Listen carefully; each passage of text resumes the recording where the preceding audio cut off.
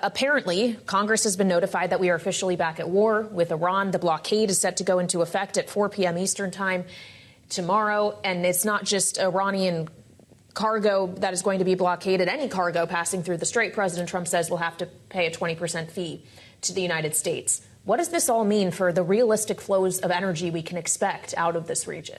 I think the market optimistically looked at the reopening as if it was going to stay open. And the question was, what were the instabilities that could come?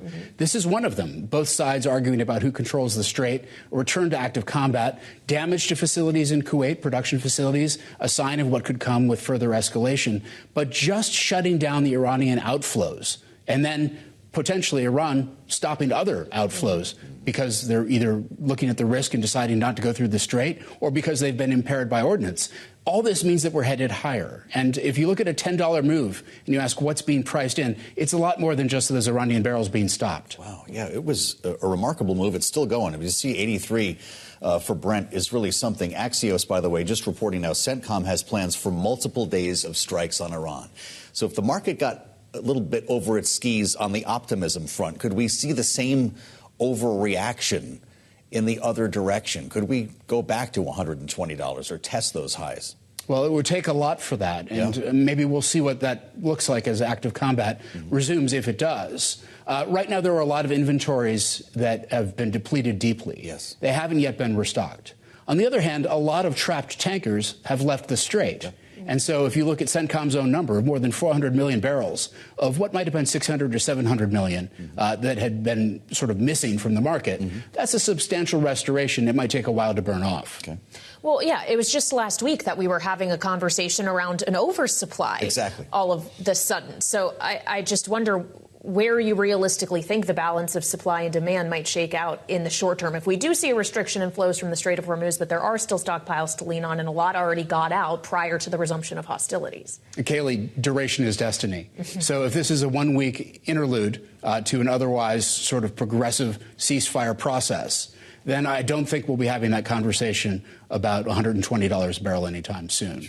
But if we start to see damage to civilian infrastructure, retaliation against regional production going beyond some of the incidental or smaller types of strikes that we've seen more recently, and then we have questions about what happens after that, more mines in the Strait, more interruption of throughput, more concern about travel, then, yeah, I think we have a different conversation. We spoke a short time ago with Senator Alan Armstrong, who I think you know well from industry. He worked at Williams for a number of years, ran that company, was a director at Constellation.